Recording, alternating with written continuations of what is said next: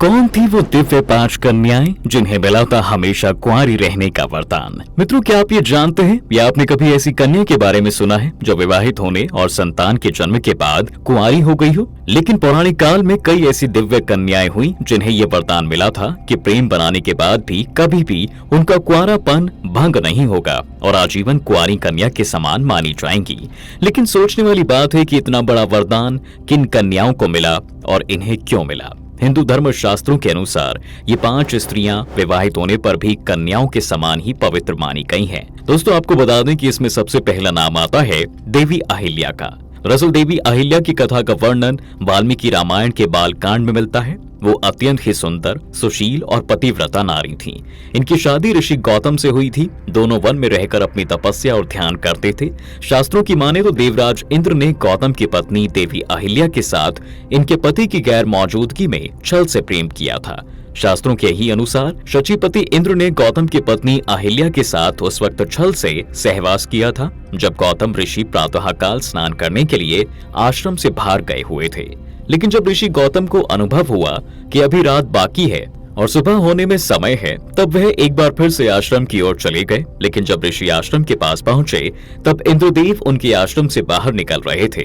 उन्होंने देवेंद्र को पहचान लिया। देवराज इंद्र द्वारा किए गए कुकृत्य को जानकर ऋषि क्रोधित हो उठे और इंद्रदेव के साथ देवी अहिल्या को भी श्राप दे दिया।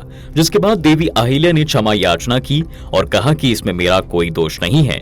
लेकिन गौतम ऋषि ने कहा कि तुम शिला बनकर यहाँ निवास करोगी। त्रेता युग में जब भगवान विष्णु के अवतार राम लेंगे तब उनके स्पर्श से एक बार फिर से तुम्हारा उद्धार हो जाएगा। अब इस लिस्ट में अगला नाम आता है दोस्तों लंकापति रावण की पत्नी मंदोदरी का। दरअसल मंदोदरी को चिर कुमारी के नाम से भी जाना जाता है। ये किसी और की नहीं बल्कि राक्षस राज मायासुर और अप्सरा हेमा की पुत्री थी। वहीं अप्सरा की पुत्री होने के चलते मंदोदरी अत्यंत खूबसूरत थी। वहीं पिता राक्षस कुल के थे, इसलिए वे आदि दानव भी थीं। वहीं अगर मंदोदरी के विवाह की बात करें तो महादेव के वरदान के कारण ही उनका विवाह लंकापति राक्षस रावण से हुआ था। दरअसल मंदोदरी ने महादेव से वरदान मांगा था कि उनका पति पृथ्वीलोक पर सबसे विद्वान के साथ साथ शक्तिशाली भी होना चाहिए। जिसके बाद उनका विवाह रावण से ही हुआ था, जिसमें मेघनाद, महोदर, प्रहस्त, विरूपाक्ष, भीकमवीर जैसे बलवान पुत्रों का जन्म हुआ था। पुत्रों को जन्म देने के बाद भी मंदोदरी का कौमार्य भंग नहीं हुआ। दरअसल इन्हें चिर कौमार्य का वरदान प्राप्त था। इसके बाद अगली कन्या की बात की जाए तो तारा का नाम आता है। मित्रों, तारा के बारे में बहुत ही कम लोग जानते हैं। वह एक अप्सरा थी जो समुद्र मंथन के समय निकली थी। बाली और सुषेण दोनों ही इसे अपनी पत्नी बनाना चाहते थे। उस समय यह फैसला हुआ कि जो तारा के वामांग में खड़ा है वह उसका पति है और जो दाहिने हाथ की तरफ खड़ा है वह उसका पिता होगा। जिसके बाद ही बाली का विवाह तारा से हो पाया था। जब बाली के भाई सुग्रीव ने उसका वध किया था उसके बाद उसकी पत्नी तारा को बहुत दुख पहुंचा था। जब तारा को यह पता चला कि बाली को छल से मारा गया है तो उन्होंने श्री राम को कोसा और उन्हें एक श्राप भी दिया।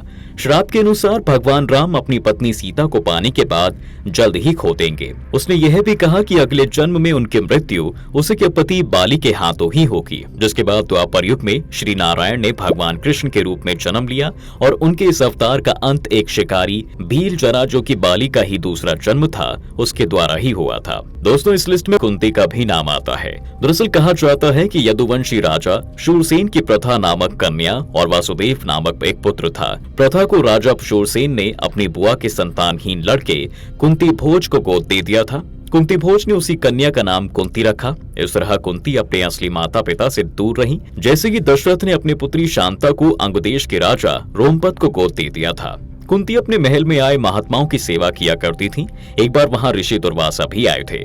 कुंती की सेवा से खुश होकर ऋषिवर ने कहा, पुत्री, मैं तुम्हारी सेवा से अत्यंत प्रसन्न हूँ और तुझे एक ऐसा मंत्र देता हूँ जिसके प्रयोग से तू जिस देवता का स्मरण करेगी वह तत्काल तेरे सामने प्रकट होकर तेरी इच्छा पूर्ण करेगा। इस तरह कुंती को एक अद्भुत मंत्र मिल गया। कुंती का विवाह हस्तिनापुर के राजा पांडु से हुआ था। कर्ण सहित कुंती के युधिष्ठिर, अर्जुन और भीम नामक 3 पुत्र थे। नकुल और सहदेव पांडु की दूसरी पत्नी माद्री के पुत्र थे। दोस्तों, इस लिस्ट में 5वां और आखिरी नाम द्रौपदी का ही आता है। महाभारत की नायिका द्रौपदी भी 5 कन्याओं में से एक है। 5 पतियों की पत्नी बनने वाली द्रौपदी का व्यक्तित्व काफी मजबूत रहा था। कहते हैं कि द्रौपदी का जन्म यज्ञ से हुआ था, इसलिए उसे याज्ञानी भी कहा जाता था। द्रौपदी अत्यंत धीर जवान, पवित्र और महान महिला थी। महाभारत काल में यह 5 पांडवों की पत्नी भी थी। अपने स्वयंवर के दौरान अर्जुन को अपना पति स्वीकार करने वाली द्रौपदी को कुंती के कहने पर 5 भाइयों की पत्नी बनकर रहना पड़ा था। द्रौपदी को वेदव्यास ने यह वरदान दिया था कि 5 भाइयों की पत्नी होने के बाद भी उसका कौमार्य कायम रहेगा। प्रत्येक पांडव से द्रौपदी को एक एक पुत्र रत्न की प्राप्ति हुई। चौपड़ के खेल में हारने के बाद जब पांडवों को अज्ञातवास और वनवास की सजा हुई, तब द्रौपदी ने भी उनके साथ सजा का पालन किया था। कुरुक्षेत्र के युद्ध में अपने पुत्र, पिता और भाई को खोने वाली द्रौपदी को कुछ ग्रंथों में मां काली तो कुछ में धन की देवी लक्ष्मी का अवतार भी कहा जाता है।